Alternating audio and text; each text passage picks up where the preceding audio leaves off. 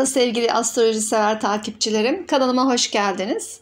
Bugün ilişkiler astrolojisi ile alakalı bir video çekiyorum sizlere. Ve bu seferki konumuz ilişkiler astrolojisinde ilerletilmiş haritaların etkisi olacak. Bu konuyla ilgili çok talep aldım sizlerden. Şimdi Arzum Onan ve Mehmet Aslantuğ çiftiyle de ilgili video istemiştiniz. Arzum Onan'ın tarihi belli arkadaşlar. Haritası. Bakın doğum tarihi ve saati, yeri ve kendi haritasına baktığımız zaman zaten evlilik evinde 7. evde bir Plüton'un ve bu Plüton'un Ay ve Satürn'le T karesi ilişkiler ve evlilik konusunda ciddi bir tekamülün ve dönüşümünün olacağını görüyoruz haritada. Yani bu kişi için ilişkiler ve evlilik kurumu, hatta ortaklık kurumu öyle kolay da olmayacak. Hem duygusal anlamda hem aile ve yuva anlamında hem de ay düğümlerinden de bu tekare var. Yani kişi bu dünyaya bunları deneyimlemek ve tekamül etmek, küllerinden bu konularda yeniden doğmak üzere gelmiş. Zaten yolculuğu bu konuda zor. Hadi Mehmet Aslantuğ'un haritasına bakmadan onun zaten yolculuğunun ilişkiler ve evlilik anlamında ne kadar zor olduğunu görebiliyoruz. Erkeklerle ilişkisine baktığımız zaman Mars'a bakıyorum, Uranüs'ten karşıt açı ve Jüpiter'den kare. Erkeklerle de ilişkisinde zaman zaman ani gerginlikler oluyor ve Güneş şans noktasından da karşıt açı almış. Yine erkeklerle kendini zaman zaman özellikle ortak gelirler konusunda şanssız hissetmiş olabilir. Şimdi eşinin haritasını hemen şöyle bir kısaca bakalım. Eşinin haritasına baktığımız zaman arkadaşlar, Mehmet Aslantuğ'un haritasında da şunu görüyoruz. Ben doğum tarihini buldum ama doğum saatini kendim rektife ettim. Şu şekil buluyoruz arkadaşlar. Bakın kişi zaten ilişkilere gitmesi gerekiyor. Hayatına aniden biri girebilir, bir evlilik yapabilir. Okuduğum kadarıyla 2 gün sonra Mehmet Aslantuğ evlilik teklifinde bulunuyor. Bakın aniden evliliğe gitme. Aniden ilişkiyi resmiyete dökme kararı almasını anlatıyor burada. Ki zaten kişi de bu şekilde davranmış ve ilişkisinden, ortaklığından, evliliğinden yara alma potansiyeli de olan biri kendisi. Venüs'e bakıyorum. Bakın Venüs de aynı şekilde yara alabiliyor. Erkeğin haritasında Ay'a bakıyorum. Aynı durumda.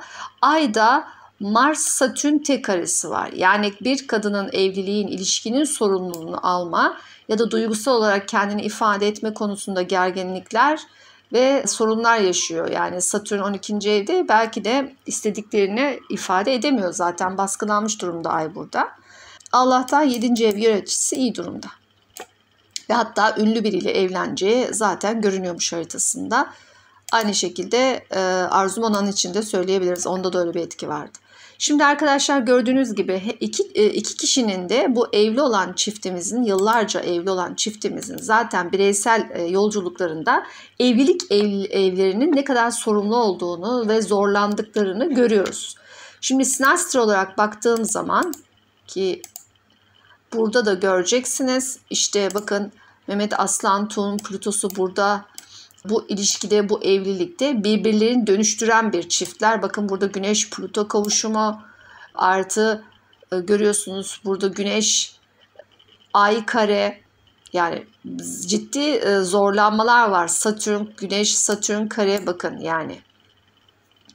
Güneş Ay açılarında çok güzel açılar yok. Zor açılar var ama burada tamamen karmik, tekamül üzerine kurulu bir ilişki. Tamamen kadersel bir ilişki var arkadaşlar. Ve kişiler zaten kadersel yolculuğu birlikte bu sınavı başarmışlar. Bunca yıldır birlikte gidiyorlar. Aralarında temiz sevgi de var. Bunu da görebiliyoruz. Bakın 8 derece Ay ve 2 derece Venüs aralarındaki saf temiz sevgi sayesinde zaten bu birlikte küllerinden doğma işini becermişler.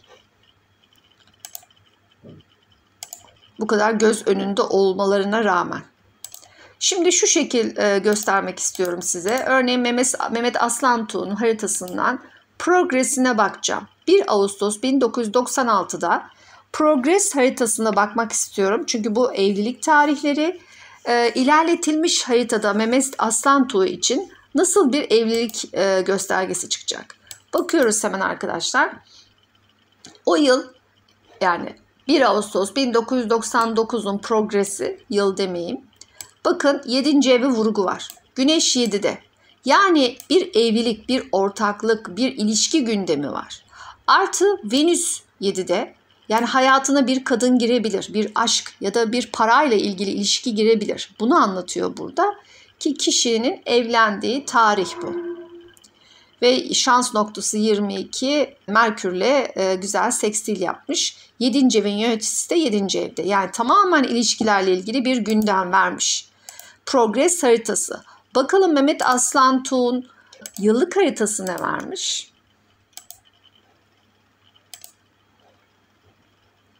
Tabii ben İstanbul'da doğum gününü girdiğini varsayıyorum. Bakın yıllık haritasında da o yıla ait. Bakalım yıllık haritasında ne vermiş?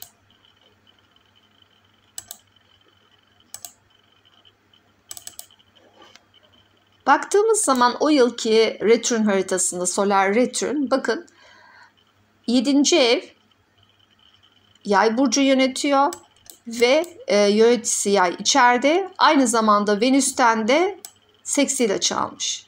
Yani yine ilişkiler ve aşkla ilgili, hatta aşk evliliği yapacağıyla ilgili bir gösterge var burada. Bakın 5. evdeki Venüs Jüpiter'le sekstil ve 7. evin yöneticisi, yani aşk evliliği yapacağı bir gündemi var o yıl. Ciddi bir aşk yaşayacak, resmi bir aşk yaşayacak. Yani uzun süreli bir aşk yaşayacak da diyebiliriz ve çok mutlu olacağı bir aşk da yaşayacağını söyleyebilirim. Aynı zamanda bakıyorum, bakın Güneş, Uranüs 120'li aniden nikaha gitmesi, işte Satürn'ün buradan güzel üçgen yapması ve ikizler yükselmiş. İkizler de yöneticisi Merkür'de 6. evde ve yanında Kuzey Ay düğümü var. Bakalım ikizler hangi evi Mehmet Aslan Tuğ'un?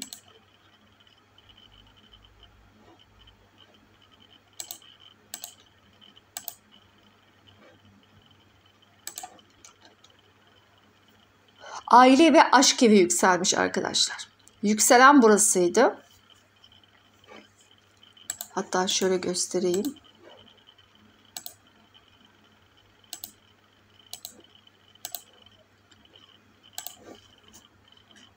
Bakın yükselen burası. Aile yuva evi yükselmiş. O yılki planda 7. ev MC'ye gelmiş. Yani Jüpiter MC'de, toplum önünde bir statü kazanacak. Sonuçta ünlenmiş, işte Avrupa güzeli seçilmiş bir bayanla evleniyor. Bu da ona bir statü de katıyor. Yani bir uluslararası hatta bir statü katıyor diyebiliriz. Ve bakın Ay, Venüs, Ay, özellikle Ay terazide, Güneş de zaten terazide kendisinin. Evlendiği zamanki yıllıkta Ay ve Venüs terazi burcunda, Merkür terazi burcunda ve Mars'ın üzerinde. Yani tamamen ilişkilerle ilgili arkadaşlar gündemi vermiş. Şimdi şu şekilde gösterebilirim size ayrıca.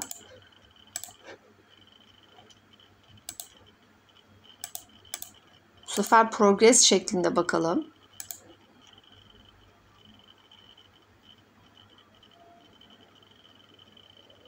Progres olarak baktığımızda zaten 7. ev bakın şurası oluyor ve burada bir Venüs var, Merkür var.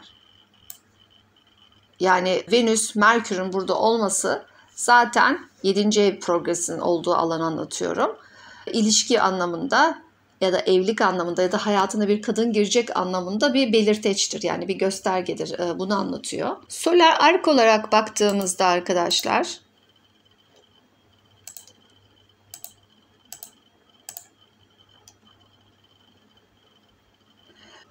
solar ark olarak baktığımızda bakın ay düğümleri üzerindeki Satürn, yani Gat-Satürn kavuşumu çok önemli. Burada kadersel olarak bir sorumluluk alacağını, hukuki olarak bir sorumluluk alacağını zaten bize gösteriyor. Bakın burada da Kat Güneş ve 7. evin yöneticisi. ilişkilerle ilgili bir gündem var burada. Aynı zamanda kat Mars'ta da sekstil olmuş. Kişi ilişkiyle ilgili, evlilikle ilgili harekete geçmiş. Tabii evlilik teklif eden Mehmet Aslantoğ olduğu için Arzu Manan'dan da yaşça büyük. Tabii o daha rahatmış. Arzu Manan için bu kadar rahat olduğu söyleyemeyeceğim. Haritasında incelediğim kadarıyla çok da rahat değilmiş. Stres altındaymış. Onun progresine bakarsak arkadaşlar, nikah günü birden evlilik teklifi alınca tabii insan stres olur. Ve o kadar kısa sürede tanıdığı bir insandan. Bakın görüyor musunuz? Aniden teklif alıyor. Bu progresi bu arada. Aniden ilişkiler ve evlilikle ilgili bir teklif alıyor ve geriliyor. Mars gerginlik yaşıyor. Aynı derecede bakın 25. Tabii gerginlik yaratacak bir durum. Aynı zamanda bakın onun da 7. evi progres ne kadar önemli. Ay orada, Merkür orada, Uranüs orada. İlişkiler anlamında aniden duygusal bir gündem yaşayabilirmiş. Ve ay düğümünden de tabii ayın güzel açısı var kattan. Bu da destekli ve hayalindeki gibi, istediği gibi her şey olabilirmiş. Buradan da Neptün desteği almış ki zaten evet demiş. Yani bu Neptün desteği olmasa burada bence zordu. Mars aynı zamanda 1. evi de yönetiyor bakın. Gerginlik yaşamış bu teklif karşısında ki ben herhalde düşündüğünü düşünüyorum. Yani bayağı bir oturup düşünmüştür. Yıllığına bakalım Arzu Manan'ın.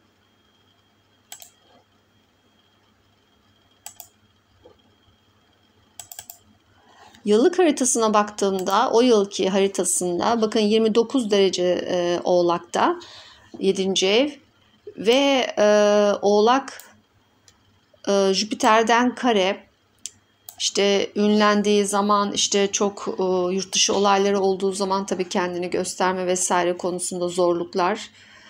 Ve yengeç 29 derece ki bu 29 dereceler analitik dereceler, zor derecelerdir. 29 derece yengeç. Ay burada yöneticisi Venüs'ten kare almış. Aşk ve ilişkiler konusunda duygusal olarak zorlandığı bir yılmış aslında. Ama yine de şans ondan yana ve Merkür kat ondan yana. Yani bu anlamda bir sözleşmeye imza atmaya gitme durumunda özellikle yuva konusunda, aile konusunda sistem onu desteklemiş. Aniden bakın burada Uranüs, ay düğümleri, tek kare aniden bir kararla karşı karşıya kalmış. Dediğim gibi kendisi tabii yaşça küçük olduğu için bu şekil etkilenmiş olması gayet normal. Şu şekilde bakalım bir de. Progresi dışarı aldım.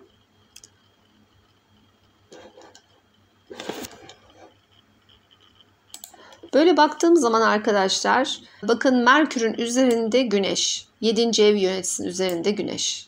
Yani 7. ev konuları parlayacak progresinde ve zaten parlamış, nikah olmuş kişi. Sonra bakıyorum kat Venüs'ün üzerinde. Çok güzel. Zaten Venüs, progres Venüs ayın üzerinden geçmiş, aşk ilişki anlamında duygusal olarak bir şeyler yaşanmış, paylaşılmış diyebiliriz. Ve zaten burada bir de baktığınız zaman Plüton, Neptün ve Jüpiter'den güzel destek açısı var. Yani bu evliliğiyle ilgili kendini teslim edebilmiş. Hani o ani gelen kararı normal karşılayabilmiş, üstesinden gelebilmiş diyebiliriz. Şimdi bir de yıllık haritasında nasıl olmuş olaylar ona bakalım şu şekilde. Şimdi yıllık haritasına baktığım zaman o yılki süreç zaten zordu. Bakın burada Ay Şiron karesi var. İlişkilerde yara alma potansiyeli yaşamış. Zaten kendi haritasında da bu durum vardı değil mi? Şiron gelmiş bu T kareyi burada aktif etmiş. Yani bu evliliğe gitmiş o yıl ama ilişkilerle ilgili yara alma potansiyeli varmış. Zaten evlilik aşamasında bazı sorunlar olabiliyor arkadaşlar. İstediğiniz kadar planlayın. Sizin dışınızdan kaynaklı mevzular da olabiliyor. Biraz relax olmak gerekiyor. Tabii solar retründe kat güneşin üstünden geçmiş, artık teraziye geçmiş ama sonuçta kat da burada güneşten geçerken arkadaşlar bir gündem vermişti kişiye büyük ihtimalle. Ayrıca bakın Venüs, Merkür, 7. evin yöneticisi Merkür'ün üzerinde bir Venüs var. Aşk ve ilişkilerle ilgili gündemini tekrar onaylıyor sistem. Bakın Mars, Neptün kavuşumu hayalindeki evlilik için harekete geçmiş diyebiliriz. Ve bakın Juno Ay'a geliyor, yani ideal partnerini bulmak üzere kişi diyebiliriz.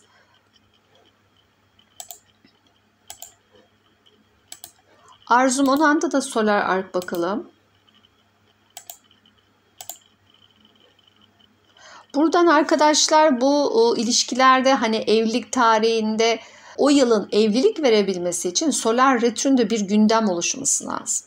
Yoksa ya da ne bileyim işte progreste bir gündem olması lazım. Progres her ne kadar içsel olsa da bir gündem vaat etmesi lazım. O yüzden bu göstergeler çok çok önemli. Bakın şimdi solar ark olarak baktığım zaman Güneş, Merkür'ü görüyorsunuz. İlişkileri aydınlatmış. Son Merkür, Juno, arkasından Venüs. Orada da yine ilişkilerle ilgili, partnerlikle ilgili bir gündemi var. Ay, Jüpiter yine böyle bir gündem vermiş. Ve şuradaki kavuşuma Uranüs, Satürn destek vermiş. 120'lik atmış. Yani ve Merkür'de bakın, Merkür'de Şiron'dan almış. Yani kalıcı bir evlilik olmuş. Zaten evlilikleri şu an öyle. Şu şekilde bakabilirsiniz. Bakın. Ben şu anın progresini alıyorum. Pardon, şuraya gelelim. Şu anın progresini alıyorum. Ve Mehmet Aslan Tuğ için yine bugünün progresini alıyorum arkadaşlar. Ve progreslere bakıyorum. İlişkileri nasıl? Gördünüz mü? İlk baştaki sinastri nasıldı? Şimdi ilişkileri nasıl, değil mi? Çünkü insanlar doğduğu şekilde kalmıyor, tekamül ediyor. Haritanın vaat ettiği yolculuklarla belli bir olgunluğa geliyor, sınavları aşıyor, belli bir seviyeye geliyor. Mesela şu an nasılmış ilişkileri? Bakın burada Neptün, Mars kavuşumu var. Birlikte hayallerine ulaşmak için birbirlerini motive ediyorlar. Ve onlar için ilişkileri çok önemli. O konuya önem veriyorlar. Ve bakın Venüs'ten ve Plüto'dan destek almışlar. Aşkları, ilişkileri dönüşüyor. Onlar için önemli anlamda dönüşüyor. Hatta bunun içine kariyeri de koymuşlar. İş hayatlarını da koymuşlar diyebilirim. Tek zorlandıkları ne olabilir? Dolunay enerjisinde yaşıyorlar. Yani tüm bu desteklere rağmen zaman zaman ego ve duygular arasında gelgitler yaşıyorlar. O da normal. Arada ciddi bir yaş farkı vardı ve bireysel haritalarda tekamül, dönüşümlü ilişkiler vardı zaten. Onun dışında Uranüs, ay düğümlerinden karesi var Uranüs'ün. Bu da yine sağlıkla ilgili bazı gündemlere dikkat etmeleri gerekiyor diyebilirim.